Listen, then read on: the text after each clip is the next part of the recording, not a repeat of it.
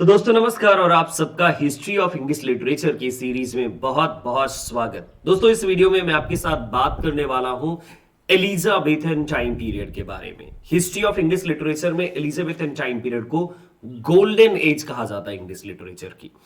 दोस्तों इस वीडियो में मैं आपके साथ बात करूंगा यूनिवर्सिटी विट्स पर, मेजर जो भी थिएटर्स थे, प्ले हाउसेस थे, और साथ में दोस्तों मैं बात करूंगा कौन कौन से मेजर एक्टर्स थे, और इसके बाद दोस्तों मैं आपसे बात करूंगा कि कौन कौन से मेजर प्लेराइट, पोएट या ऑथर थे जो इस टाइम पीरियड में एक्टिव थे। तो दोस्तों अगर आपको ये चाहिए सारी इंफॉर्मेशन तो मेरे साथ बने रहिएगा इस वीडियो में शुरू से अंत तक।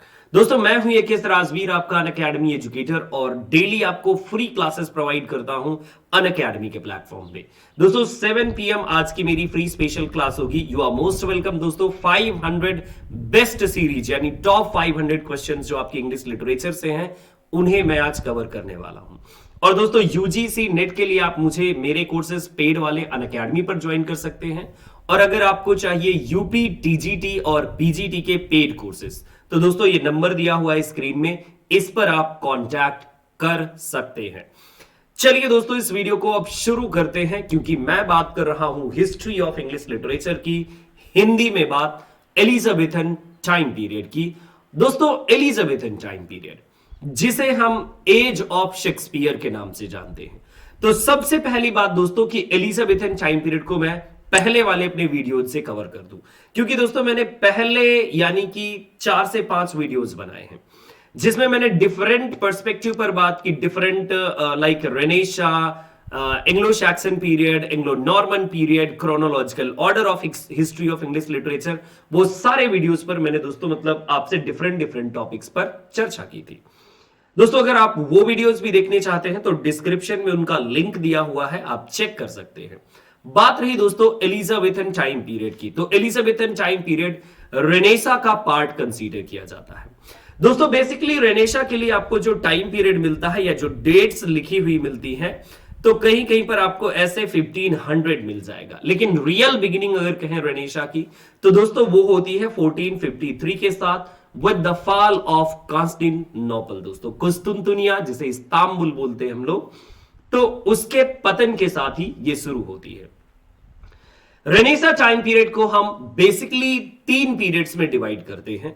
एक पीरियड ऐसा है जिसे हम अर्ली रेनेसा कहते हैं, और रेनेसा को हम मॉडर्न पीरियड भी कभी कभी कह देते हैं, क्योंकि आजकल के जो आपके क्रिटिक्स हैं उन लोगों ने मॉडर्न पीरियड भी कहा। तो अगर कहीं आपको रेनेसा मॉडर्न पीरियड मिले तो परेशान होने वाली कोई बात नहीं है।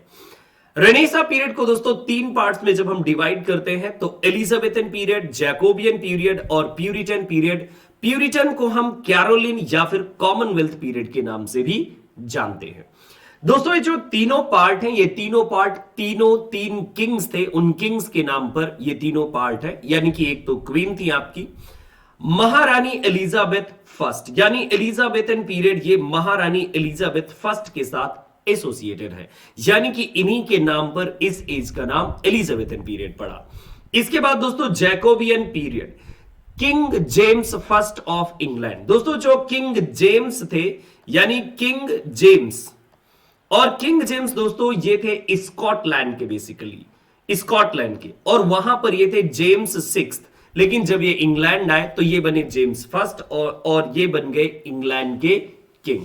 बाकी दोस्तों जो इंग्लिश किंग की ये कहानी है वो थोड़ा सा अलग बात होनी चाहिए, सो इसीलिए मैं यहां नहीं कवर करता।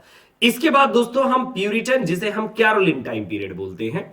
कैरोलिन टाइम पीरियड की स्टार्टिंग होती है 1625 से लेकर के, और ये 1649 के टाइम पीरियड तक चलता है।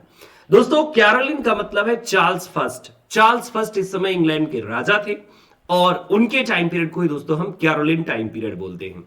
और प्यूरिटन क्यों बोलते हैं? क्योंकि दोस्तों इस समय प्यूरिटन जो विचारधाराएं थी, जो लोगों के विचार थे, वो प्रिवेलेंट थे। कॉमनवेल्थ पीरियड इसलिए कहा जाता है दोस्तों क्योंकि 1649 से लेकर के 1660 तक इंग्लैंड में कॉमनवेल्थ गवर्नमेंट थी, और इसे हम प्यूरिटन इंटरगनम के नाम से भी जानते हैं, जो आपके एग्जाम में पूछ लिया जाता है, प्यूरिटन इंटरगनम। दोस्तों इन टाइम पीरियड को थोड़ा सा ऐसे याद रखिएगा प्लीज, मैं आपके लिए फटाफट एक ड्रॉ कर देता हूं कि आपको ये सारी चीजें बहुत इजीली याद रहे। तो चलिए मैं इरेज कर देता हूं और इसके बाद लिख देता हूं यहां पर।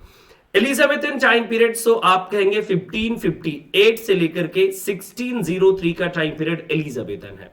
फिर देन 1603 से लेकर के 1625 का टाइम पीरियड जैकोबियन पीरियड कहलाता है।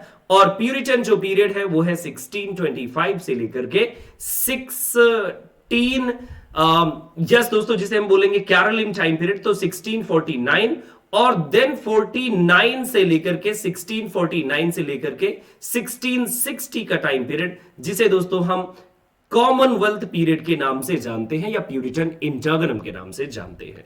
तो यह है दोस्तों डिवीजन आपकी एजेस का। अब बात कर लेते हैं दोस्तों यहां पर हम कि जो ये पीरियड है रेनेसा पीरियड के अंदर एलिजाबेथन पीरियड को glorious age of English literature कहा जाता है। क्यों दोस्तों? क्योंकि क्वीन एलिजाबेथ से पहले इंग्लिश थ्रोन के लिए सिविल वॉर हुआ था। पिछले वीडियो में दोस्तों मैंने ऑलरेडी आपको बताया था। दूसरी जो चीजें थी दोस्तों, तो पॉलिटिकल अनरेस्ट थी। तो इस पॉलिटिकल केओस को खत्म करने में या फिर जो डायनेस्टिक प्रॉब्लम्स थी, क्वीन एलिजाबेथ फर्स्ट ने मेजर रोल प्ले किया। दूसरी चीज दोस्तों रिलीजन के साथ थी। सो क्वीन एलिजाबेथ ने एंजेलिकनिज्म को यहां पर इंट्रोड्यूस किया सो दैट की सारी चीजें फिनिश हो गई। क्योंकि दोस्तों प्रोटेस्टेंट एंड ऑल ये सारी चीजें प्रॉब्लम क्रिएट कर रही थी इंग्लैंड में। अब दोस्तों बात करेंगे कि इस टाइम पीरियड के मेजर राइटर्स कौन थे, यानी Elizabethan time period English literature में कितना इंपॉर्टेंट है। दोस्तों अगर इस टाइम पीरियड में आप देखें तो टॉमस मोर जिनका एग्जाम में कई बार दोस्तों आपसे क्वेश्चन पूछा जाता है। टॉमस मोर के किस वर्क को पूछा जाता है दोस्तों? तो ये पूछा जाता है यूटोपिया को।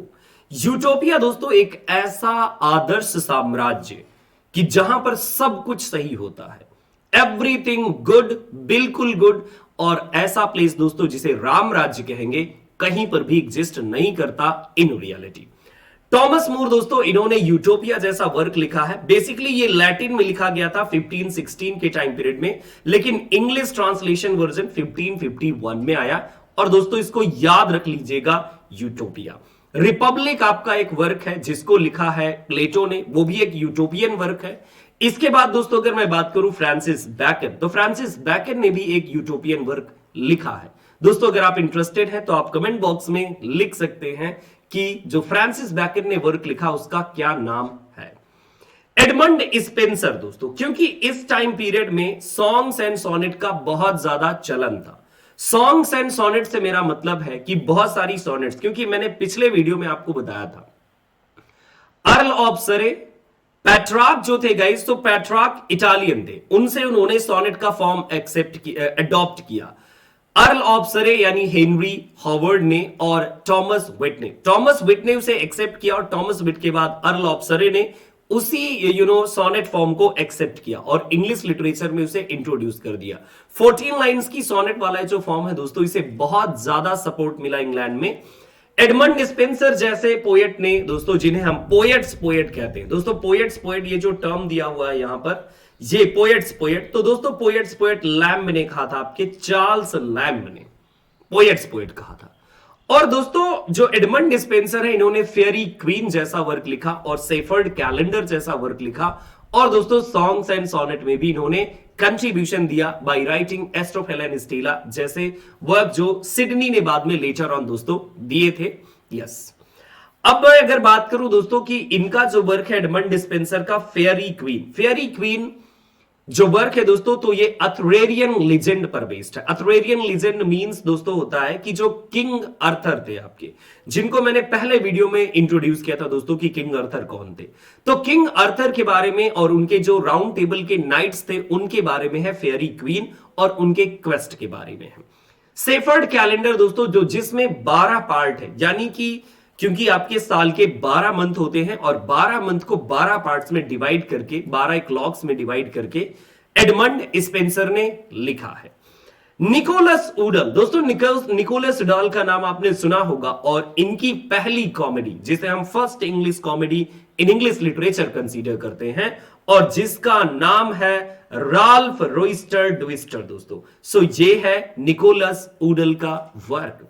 नॉर्टन एंड शैकविल का दोस्तों गार्बोडक भी इसी टाइम पीरियड में आया था। Gore Borden, the first English tragedy जो रिवेंज ट्रेजेडी है। और इसका एक और टाइटल है फेयरेक्स एंड पोरेक्स, एक दूसरा टाइटल है दोस्तों, क्योंकि ये फेयरेक्स, पोरेक्स एंड क्वीन विडेना की पूरी कंप्लीटली ये कहानी है। टॉमस किड की अगर बात करें दोस्तों, तो स्पेनिश ट्रेजेडी जैसा वर्क लिखा टॉमस किड ने, और ये एक यूनिवर्सिटी विट्स थे। दोस्तों एक बात आती है कि ये यूनिवर्सिटी विट्स कौन थे, तो दोस्तों एक सिंपल सा आंसर है, यूनिवर्सिटी जो विट्स टर्म है इसको क्वाइन किया है जॉर्ज सैंड्सबरी ने, GEORGENSAINTS, सैंड्सबरी। जॉर्ज सैंड्सबरी ने दोस्तों 19th सेंचुरी में ये टर्म क्वाइन किया। जब ये लोग थे इनको नहीं पता था कि हम यूनिवर्सिटी विट्स हैं। सो दोस्तों यूनिवर्सिटी विट्स ये स्टूडेंट्स का ग्रुप था जो कैम्ब्रिज और ऑक्सफोर्ड से रिलेशन रखते थे। इन यूनिवर्सिटी विट्स में दोस्तों 7 फिगर्स हैं आपके, कंप्लीटली 7 फिगर्स। कितने फिगर्स हैं याद रखिएगा दोस्तों, 7 फिगर्स, जिसमें से क्रिस्टोफर मार्लो जिन्हें हेड कंसीडर करते हैं हम, टॉमस किड जिन्होंने लिखा है दोस्तों ये स्पेनिश ट्रेजेडी, और इसके बाद टॉमस नैश जिन्होंने लिखा है अनफॉर्चुनेट ट्रैवलर, और ग्रीन की बात करूं दोस्तों, रॉबर्ट ग्रीन जिन्होंने विलियम शेक्सपियर को क्रिटिसाइज किया था ग्रोड्स विट ऑफ वर्थ में अपस्टार्ट क्रो कहा था। इसके बाद दोस्तों मैं अगर जॉन लिली की बात करूं, सो जॉन लिली का दोस्तों बहुत ही इंपॉर्टेंट वर्क है यूफियस, और टॉमस लॉज और जॉर्ज पील। तो दोस्तों ये 7 यूनिवर्सिटी विट्स थे। अब हम इन यूनिवर्सिटी विट्स के बारे में यह जानेंगे कि किस यूनिवर्सिटी विट्स ने कौन सा वर्क लिखा है। क्रिस्टोफर मार्लो जिन्हें हम हेड कंसीडर करते हैं यूनिवर्सिटी विट्स का, इन्होंने कुछ बहुत ही ग्रेट ट्रेजेडीज लिखी हैं और ब्लैंक वर्ड्स में लिखी हैं। इसीलिए दोस्तों ब्लैंक वर्ड्स को क्रिस्टोफर मार्लो की माइटी लाइन्स हम कंसीडर करते हैं। और दोस्तों इनके वर्क हैं जैसे टम्बल इन दी ग्रेट, जो रेनेसा की स्पिरिट को कंप्लीटली सेलिब्रेट करते हैं। डॉक्टर फॉस्टस बहुत ही फेमस वर्क है दोस्तों, जिसमें 24 ईयर के लिए डॉक्टर फॉस्टस ने अपनी सोल को बेच दिया था मेफिस्टोफिल्स के हाथों। और दोस्तों इसके बाद ज्यू ऑफ माल्टा जो सोर्स बना मर्चेंट ऑफ वेनिस का विलियम शेक्सपियर के।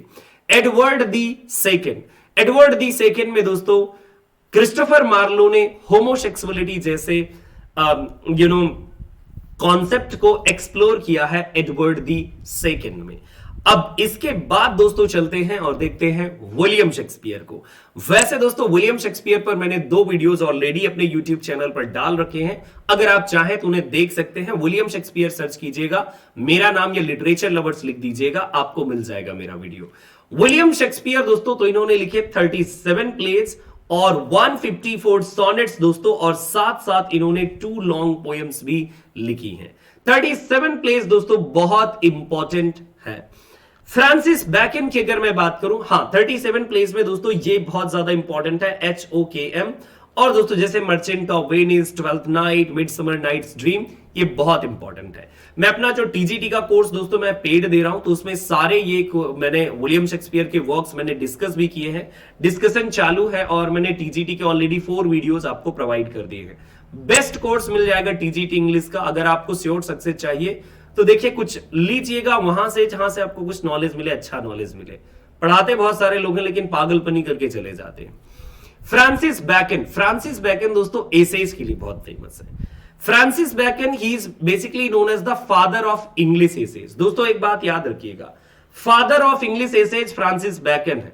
तो दोस्तों एसेज के फादर कौन है? सो आंसर होता है मॉन्टेग, MONTANGE। यस मॉन्टेग दोस्तों, है ना? यस मॉन्टेग को हम फादर ऑफ एसेज कंसीडर करते हैं। और प्रिंस ऑफ इंग्लिश एसेज, उसके लिए आंसर है दोस्तों चार्ल्स लैम्ब वाला। इसके बाद दोस्तों हम देखेंगे बेन जॉनसन को। बेन जॉनसन दोस्तों ह्यूमर के लिए बहुत ज्यादा फेमस है। इन्होंने every man in his humour, every man out of his humour जैसे वर्क्स को लिखा है। और दोस्तों मैं आपको एक चीज और बता दूं, बेन जॉनसन 4 टाइप्स के ह्यूमर्स, जो 4 ह्यूमर्स है दोस्तों, तो प्लीज उनको याद भी रखिएगा और उनके बारे में जानिएगा। इसके बाद दोस्तों मैंने वैसे ह्यूमर्स के बारे में जो डिस्कशन किया था, तो लिटरेरी टर्म्स, मेरी मैराथन क्लास है लिटरेरी टर्म्स पर 3 घंटे की, देखिएगा मजा आ जाएगा। John Lyly, so Campaspe, the Sapho and Phao, और दोस्तों इसके बाद यूफियस जैसा वर्क जो फेमस है बहुत ही ज्यादा इनके साथ, जॉन लिली के साथ। रॉबर्ट ग्रीन की अगर दोस्तों मैं बात करूं तो फ्रायर बैकन फ्रायर बंगे जैसा वर्क है, लेकिन ग्रोथ्स वर्थ ऑफ विट उसको नहीं भूल सकते, जहां पर विलियम शेक्सपियर को क्रिटिसाइज किया Robert Greene. So he criticised William Shakespeare in the work. दोस्तों एक चीज मैं जो भूल गया हूं बेन जॉनसन के बारे में बताना। बेन जॉनसन दोस्तों वैसे लिटरेरी डिक्टेटर कंसीडर किए जाते हैं, और बेन जॉनसन ने विलियम शेक्सपियर की बहुत ही ज्यादा प्रेज भी की है। यस दोस्तों, बेन जॉनसन और विलियम शेक्सपियर की प्रेज किसने की? सैमुअल जॉनसन ने की है दोस्तों, ठीक है, याद रखिएगा। इसके बाद मैं बात करूंगा जॉर्ज पील की। जॉर्ज पील का दोस्तों अरेंजमेंट ऑफ पेरिस, ये वाला जो वर्क है ना, अरेंजमेंट ऑफ पेरिस, याद रखिएगा। टॉमस नैश दोस्तों अनफॉर्चुनेट ट्रैवलर के लिए जाने जाते हैं, पिकरेस्क वन वर्क है ये। ब्यूमोंट एंड फ्लेचर की अगर मैं दोस्तों बात करूं, so a king and no king the maid's tragedy, so इसके लिए ब्यूमोंट फेमस है, ब्यूमोंट एंड फ्लेचर। अब दोस्तों मैं बात करूंगा आपसे कि इस टाइम पीरियड की इतनी इंपॉर्टेंस क्यों है, एलिजाबेथन टाइम पीरियड की। एलिजाबेथन टाइम पीरियड दोस्तों गोल्डन एरा कंसीडर किया जाता है, और इस टाइम पीरियड में ड्रामा का डेवलपमेंट सबसे ज्यादा इंपॉर्टेंट है। मिस्ट्री, मिराकल, मोरालिटी जो प्लेज है, जैसे अगर डॉक्टर फॉस्टर्स को देखे तो डॉक्टर फॉस्टर्स में इवन दोस्तों आपको मिल जाता है क्या? सबसे बड़ी इंपॉर्टेंट चीज जो डॉक्टर फॉस्टर्स में आपको मिलती है वो ये है, मिस्ट्री और मिराकल प्लेस के एलिमेंट्स आपको मिलने वाले हैं। किसमें? डॉक्टर फॉस्टर्स में मोरालिटी प्ले के दोस्तों आपको एलिमेंट मिलते हैं, मिस्ट्री और मिराकल के नहीं, मोरालिटी प्ले के एलिमेंट्स मिलते हैं, क्योंकि गुड और बैड एंजल का रोल है। अब दोस्तों मैं बात कर रहा हूं आपसे एलिजाबेथन एक्टर्स। कई बार दोस्तों स्टेज डायरेक्टर, एलिजाबेथन एक्टर्स, कौन कौन से प्ले हाउसेस थे आपके एग्जाम में आ जाते हैं। ये सारा सॉल्यूशन है, एक बार स्क्रीनशॉट कर लीजिए, मजे से पढ़िएगा, मजे करो यार, सब लोग बहुत अच्छे से पढ़ो, अच्छा करना है। बट हाँ, एक ही सपोर्ट, शेयर कीजिएगा। पेड कोर्सेज ज्वाइन करना हो टीजीटी के तो वो ज्वाइन कर लीजिएगा, टीजीटी पीजीटी। यूजीसी नेट चाहिए वो भी ज्वाइन कर सकते हैं आप मेरे साथ, बेस्ट इंफॉर्मेशन मिलेगी, इंग्लिश और हिंदी दोनों मीडियम में मिल जाएगा। दोस्तों ये जो यहां पर आप एक्टर्स को देख रहे हैं, सो एक्टर्स को देखें please. Richard Burbage, Edward Alleyn, Robert Armin and William Kempe and Nathan Field, Henry Condell. Yes दोस्तों, Henry Condell, William Shakespeare and John Heminges. बहुत सारे लोग सोच रहे हैं सर विलियम शेक्सपियर भी एक्टिंग का काम करते थे। हाँ भाई करते थे, पढ़ लीजिएगा विलियम शेक्सपियर के बारे में, वो भी एक्टिंग कर लेते थे कभी कभी। इसके बाद दोस्तों अगर मैं बात करूं कि एलिजाबेथन टाइम पीरियड में थिएटर्स कौन कौन से थे या प्ले हाउसेस कौन कौन से थे। दोस्तों मैंने जब यूजीसी नेट पढ़ाया अनअकैडमी पर, तो वहां पर मैंने बहुत डिटेल में डिस्कस किया एलिजाबेथन प्ले हाउसेस के बारे में, सारे थिएटर्स के बारे में, क्या क्या प्रोसेस होती थी, कैसे कैसे प्लेज को चलाया जाता था, वो सारी प्रोसेस मैंने डिस्कस की थी ना। दोस्तों एलिजाबेथन प्ले हाउस में से जब नाम आता है, सो दी थिएटर का नाम सबसे पहले हम लेते हैं। दी थिएटर को किसने एस्टैब्लिश किया था? सो जेम्स बर्बेज 1576, और इसका नाम दी थिएटर ही था। यहां से ही मुझे लगता है थिएटर नाम का टर्म आ गया है। द कर्टेन दोस्तों ये सारे अनरूफ्ड थे, यानी इनकी कोई छत नहीं होती थी, ये ओपन थिएटर होते थे। 1576 में ये भी आया था, लेकिन इसके बाद आया।